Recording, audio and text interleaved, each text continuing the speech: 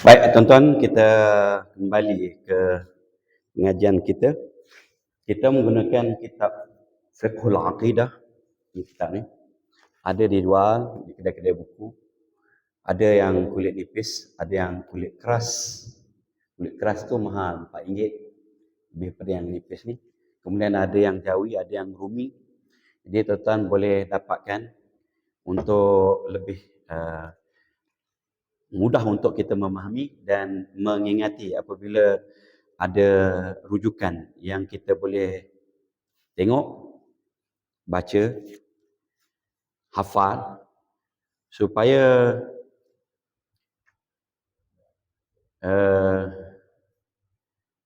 yalah, ramai yang menyebut kata susah Ustaz. Ilmu akidah ni, sifat 20 ni tak susah mana tuan-tuan dan puan-puan. Yang agak melambatkan kita faham ialah pada istilah-istilah ni yang kita akan gunakan. Ya, dia akan sebut hukum akal, ada hukum adat, ada hukum syarak. Lepas itu akan ada istilah-istilah yang lain nantinya. Jadi kalau kita tidak faham betul-betul istilah-istilah itu, maka kita akan ketinggalan. Macam ingat dulu belajar bahasa Arab ni sejak tahun 83 lagi. Dan kita belajar nahwu saraf, qawaid. Ada fa'il, ada maf'ul, ada tasrif, daraba yadribu darban daribun madrubun idrib la tadrib madrubun madrubun midrubun. Ada fi'il amar, ada fi'il madhi, daraba daraba darabu daraba darabna darabta darabtuma darabtum darabti darabtuma darabtunna darabtu darabna. Ada fi'il mudhari', yadribu yadriban yadribuna tadribu tadribani tadribi tadribna. Tadribu, tadribani, tadribuna, tadribina, tadribani, tadribna, adribu, nadribu. Ini fi'il madhi, fi'il mudhari', isim masdarnya, kemudian isim fa'ilnya, isim maf'ulnya, isim zamannya, isim makannya, isim alatnya. Bila ustaz duk mengajar Arab tadi sebut, ni isim mafa'il. Isim fa'il ni kita terkedu. Apa dia? Bukan silap ustaz tu. Bukan silap guru. Silap kita dulu. Kita tak betul-betul mahir. Fa'il itu apa dia? Dia Arab lagi. Fa'ilun marfu'un wa alamatu raf'ihi al-waw li'annahu min asma'il khamsah. Asma'ul khamsah pula. Intiqaliyah, awa'adadi, sani'adadi. Masih begitu lagi. Masa naik senawi tu baru nampak lagi. Baru nampak. 3 tahun, 4 tahun dah. Sebab kelemahan kita situ. Pada istilah yang akan guna. Ustaz dia tak undang dah. Dia dah sebut fa'il dulu dah belajar dah awal tadi. Contoh. Dia tak ulang dah fa'il ni apa dia. Dia sebut ini fa'il. Ini maf'ul. Jadi tuan-tuan ambil perhatian bahagian tu. Istilah-istilah yang kita akan gunakan. Dan kitab ini dikarang, disusun oleh Haji Engku Ali bin Engku Endut Muhammad Al-Idrusi, seorang ulama Terengganu. Dan sebenarnya buku ni masih baru. Kalau tengok di sini tahun 2010 kalau tak silap. Dan bahasanya mudah, Jawi, Rumi, bahasa Melayu standard, tidak berbelit-belit seperti bahasa kitab-kitab tua kita. Tentu. Ayah 2010 kitab ini. Sebab itu kitab ini dipilih kerana menggunakan bahasa yang mudah, bahasa moden, ada Rumi, ada Jawi, dan dipersembahkan dalam bentuk soalan. Tanya soalan, jawab. Tanya soalan, jawab. Dia lebih interaktif. Sesuai untuk sebagai asasnya. Nanti bila kita dipanjangkan umur, dia murahkan rezeki, dia beri taufik dan hidayah. Kita naik pula ke kitab yang lebih tinggi pengajian ni.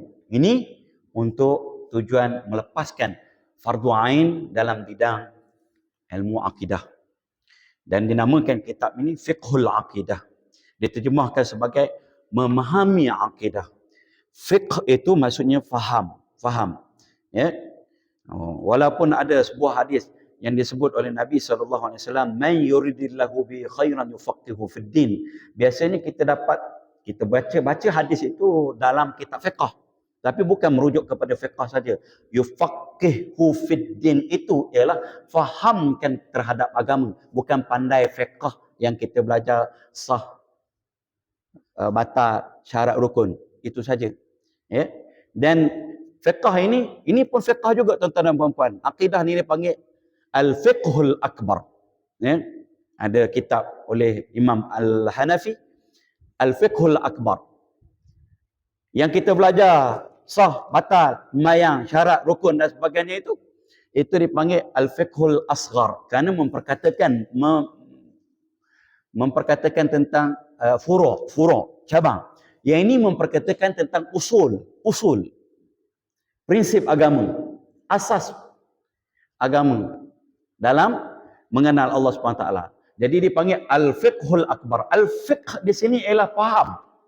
Maka apa maksud hadis itu? Siapa yang Allah SWT mahukan seseorang itu menjadi baik, dia mendapat kebaikan, maksudnya dia selamat di dunia dan akhirat, esok di akhirat masuk syurga, ialah apabila dia faham terhadap agama. Bukan faham fiqh saja. Fiqh yang kita belajar itu. Bukan maksudnya begitu. Faham fiqh ini fiqhul akbar. Dia faham. Fiqh asghar ataupun fiqh yang hukum hakam yang kita belajar itu. Dia faham. Fiqh batini ataupun dalam ini tasawuf itu dia faham. Itu ini baru dia katakan dia faham agama. Ya, bukan sekat fiqh, tahu dia sembahyang, tahu dia naik haji, tahu dia berzakat, ibadat, muamalat, munakahat, jenayat, dia tahu. Bukan setakat itu saja, tuan-tuan dan puan-puan. Gitu. Baik. Kita bacalah tak? InsyaAllah. Kemudian apa dia akidah sebenarnya? Fiqh kita dah faham dah tak? Faham. Akidah ialah simpulan. Mana asalnya? Simpulan apa ni? Simpulan keyakinan kita, i'tiqad kita yang kita ikat kemah-kemah dalam hati kita. Jadi pegangan. Itu akidah. Secara mudah-mudahnya. Jadi muka surat 18, siapa yang ada kitab tu?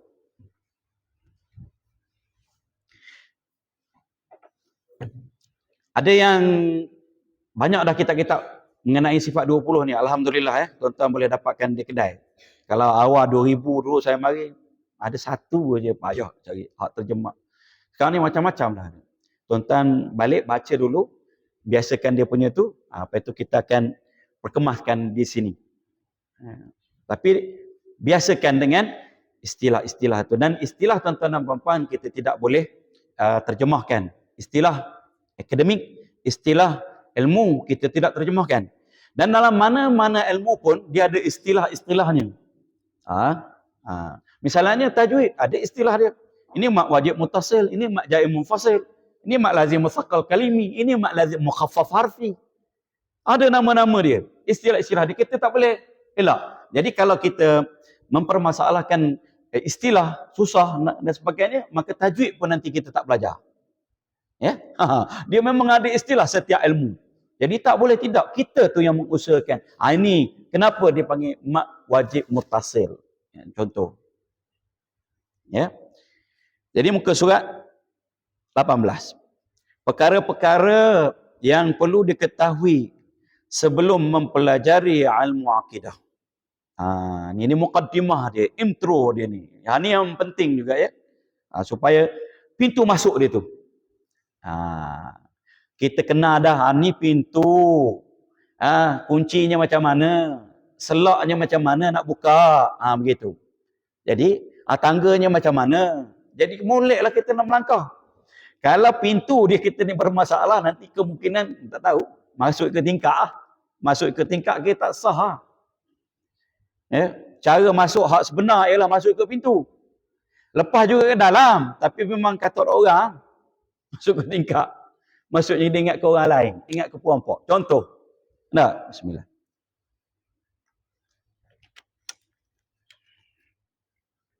Baik. Sin tu soalan. Apakah perkara-perkara yang perlu diketahui terlebih dahulu sebelum mempelajari ilmu akidah? Apa dia? Yang perlu kita ketahui. Perlu kita tahu. Perlu kita ambil tahu. Yang pertama, ya, dengan berguru supaya tak salah faham. Ada interaksi. Boleh tanya terus, tuan-tuan. Jangan dengan buku saja. Bukan tak boleh baca buku, tapi jangan semata-mata dengan buku. Ya. Jangan dengan YouTube saja. Bukan tak boleh tengok YouTube. Tengoklah YouTube yang ilmu dan sebagainya, yang ilmiah sebagainya. Tengok. Tapi bukan dengan YouTube itu semata-mata. Ya, kadang-kadang ramai dah ni yang mengadu pada saya, pening kita ustaz. Sebab apa saya tanya pening? Kita tengok YouTube. Patutlah. Dia kena ada tahu juga sikitnya, asasnya. Tanya Pak Imam, tanya ustaz, tanya orang yang mengetahui. Dia ni siapa? Ini siapa? Yang bahan ikut ini Syiah, ini Mujassimah. Ini apa? Pening dia. Pening. Sebab asasnya tak ada, lepas itu pergi terpa tempat orang lain. Contoh. Ya, kita kena duduk. Duduk biar dengan asas dia. Supaya tak salah faham. Jim, ya. Apa dia perkara-perkara yang perlu kita tahu sebelum kita ngaji akidah ni? Jim. Jim di sini maksudnya jawab. Perkara-perkara yang perlu diketahui terlebih dahulu sebelum mempelajari ilmu akidah ialah mengenai jenis-jenis hukum. Supaya tidak terkeliru dan tidak bercelaru. Ya. Minggu lepas saya tengok ada satu klip yang diviralkan. Begini, memang dia cukup keliru. Ya. Pasal dia tidak mengaji bab itu, bab ini. Tapi dia nak komen. Kelulusan ada, PhD, bergelar doktor. Tapi dia tak faham. Dia tak faham hukum. Pembagian hukum dia tak faham. Yang dikatakan wajib bagi Allah tu dia ingat wajib atas Allah. Ada beza yajibu ala dengan yajibu li dalam bahasa Arab pun.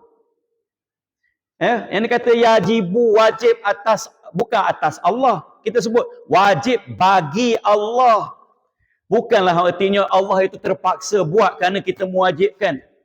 Dia kata kita siapa nak mewajibkan Allah SWT? Bukan wajib atas Allah. Bukan yajibu ala. Wajibun ala. Yajibu bi. Yajibu li. Bahasa Arab pun tak lepas lagi. Contoh. Ya? Yajibu li, wajib bagi Allah, maksudnya wajib pada akal. Bukan kita nak memaksa Allah SWT itu. Kalau kita dakwa Allah SWT itu mesti memasukkan syurga kita ini bila kita buat baik. Tak mesti. Tak wajib bagi Allah SWT. Ya? Itu yang dikata kita yang memaksa kehendak kita atas Allah. Dia wajib bagi. Bila wajib bagi pada akal. Masuk pada akal apa dia? Allah tu wajib wujud. Mesti dia wujud. Akal kita tak boleh terima kalau dia tak ada. Tu maksud wajib bagi. Tu maksud dia wajib bagi. Wajib bagi Allah. Akal kita tak boleh terima Allah tu tak ada. Itu mustahil pada akal.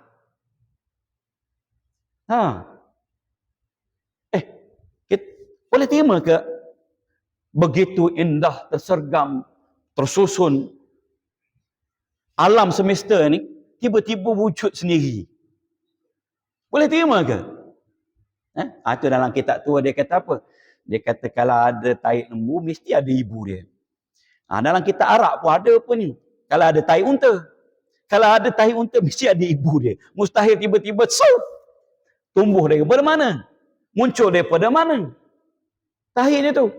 Alam ini muncul daripada mana? Daripada mana? Begitu indah, begitu tersusun, begitu hebatnya. Daripada Sang Pencipta lah. Bukan tiba-tiba ada. Tak?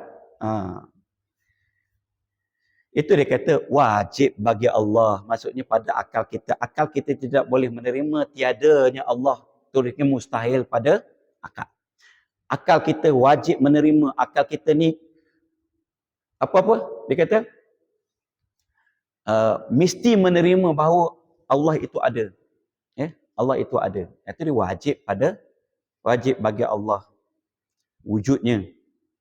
Ni keliru ada ni. Dia tak faham. Kalau tuan-tuan bukan bidang kita, kita jangan komen. Sebab orang nampak kita tak cerdik. Tak cerdik. Baik. Hukum-hukum itu ialah satu, hukum akal. Hukum akal. Ya, tuan-tuan ingat Hukum ada tiga. Ada tiga. Yang pertama, hukum akal. Yang kedua, hukum syarak. Yang ketiga, hukum adat. Tuan-tuan simpan maklumat itu. Ya, hukum itu ada tiga. Yang pertama, hukum akal. Yang kedua, hukum syarak. Yang ketiganya, hukum adat. Baik. Hukum-hukum yang perlu diketahui dalam mempelajari ilmu akidah ialah hukum akal sahaja. Dalam ilmu akidah, dalam tuntutan ilmu fardu ain, kita kena belajar hukum syarak. Ya, wajib apa dia buat dapat pahala, tinggal berdosa, kedudukannya mesti buat sunat. Apa dia buat dapat pahala, tinggal tak berdosa, kedudukannya elok buat makruh. Tinggal dapat pahala, buat tak dapat dosa, kedudukannya elok tinggal. Kena ngajilah. Dalam bab mana? Bab fiqh. Fiqh asghar ni. Dalam bab ni, ilmu yang wajibnya ialah hukum akal sahaja. Sementara, dah hukum yang lain? Dia jawab. Sementara mengetahui hukum syarak dan hukum adat, ialah untuk mengetahui perbezaan ta'rif atau definisi dalam setiap hukum itu. Kita nak tahu ta'rif dia. Ta'rif hukum adat. Misalnya, hukum adat terikat dengan empat ini. Ada dengan ada, tiada dengan tiada, ada dengan tiada, tiada dengan ada. Itu hukum adat. Ada makan, ada kenyang. Ada. Ada orang makan tak kenyang. Langgar adat. Contoh. Tak ada makan, tak ada kenyang. Ada makan, tak ada lapar.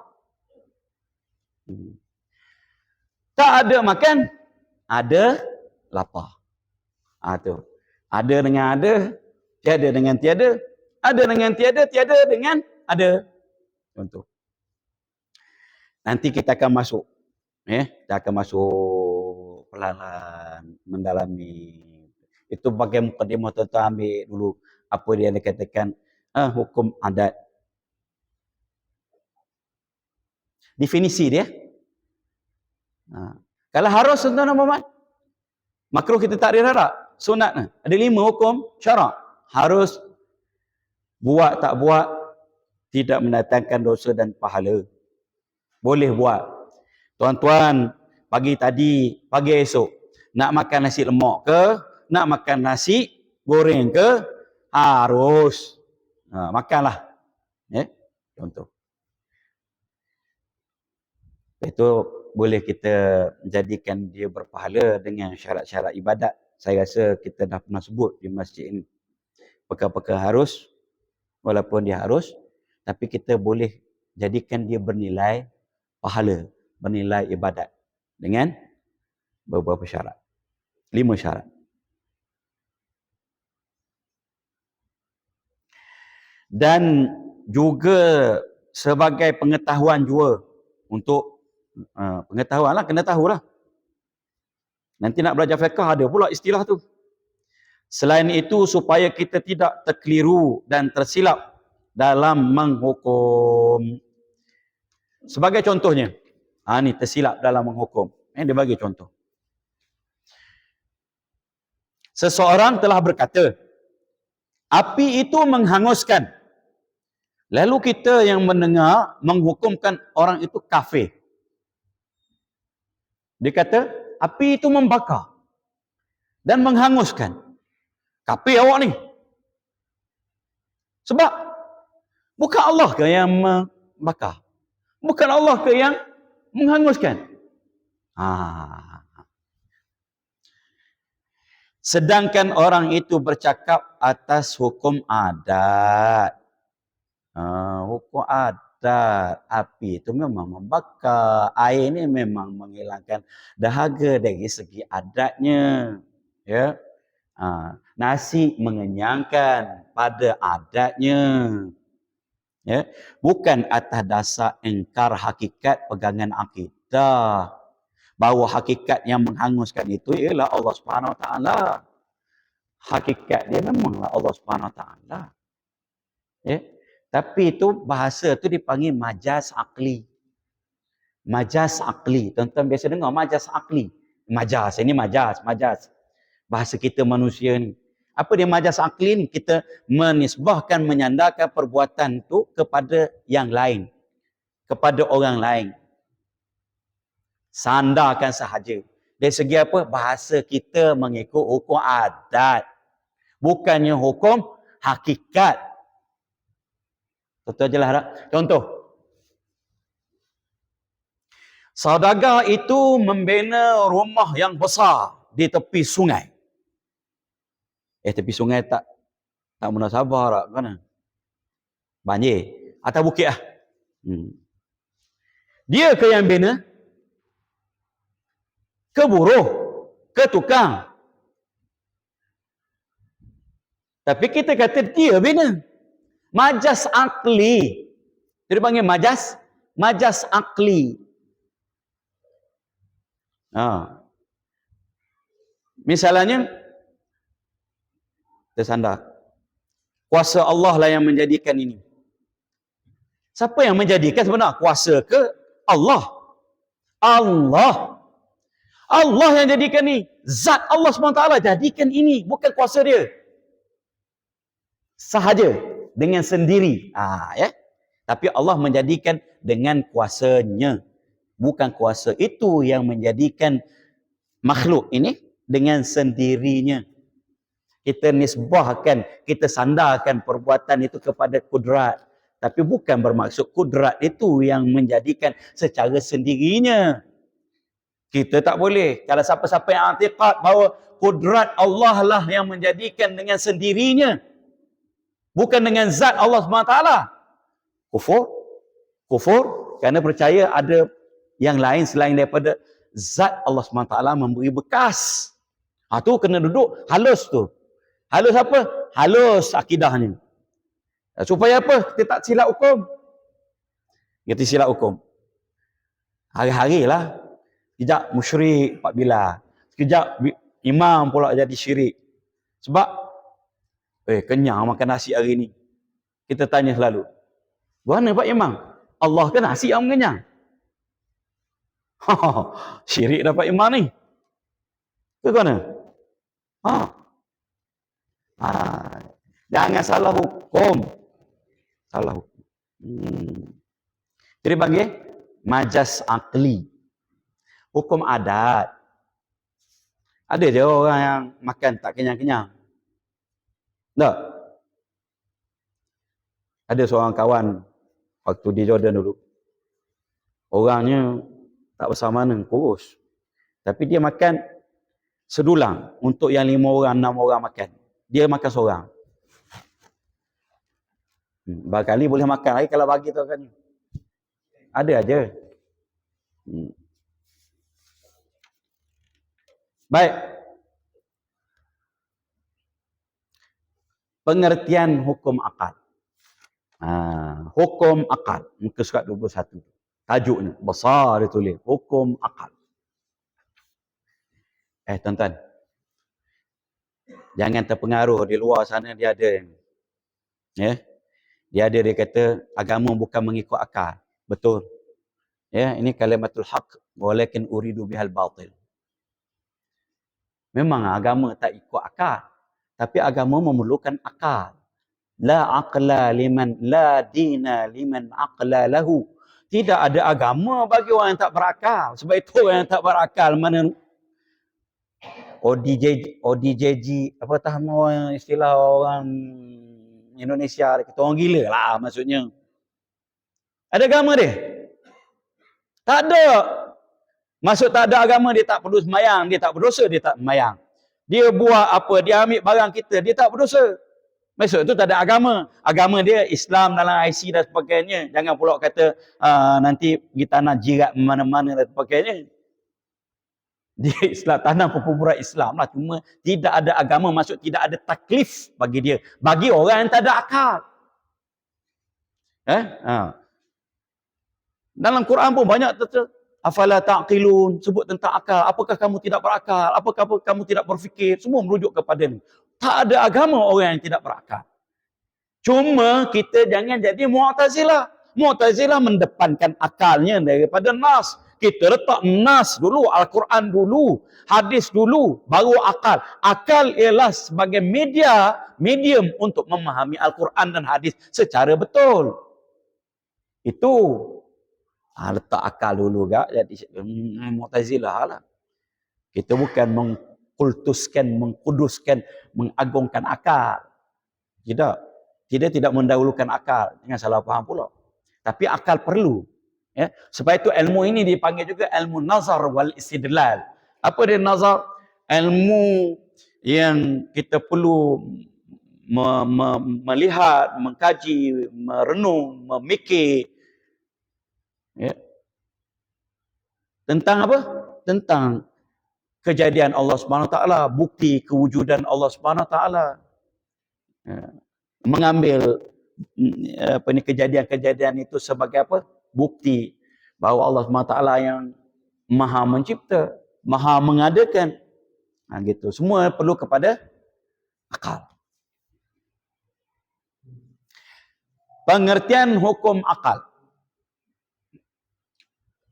Hukum akal ialah ketetapan hukum yang ditetapkan oleh akal untuk mensabitkan atau menafikan hukum bagi sesuatu. Ya. Ditetapkan oleh akal, bukan syarak. Akal kita ini tetapkan bahawa apa yang ada ini mustahil tidak ada penciptanya. Ya. Dah wajib mesti ada penciptanya. Akal kita tak boleh terima. Tidak ada pencipta. Tiba-tiba wujud. Itu ditetapkan oleh akal. Akal yang sihat.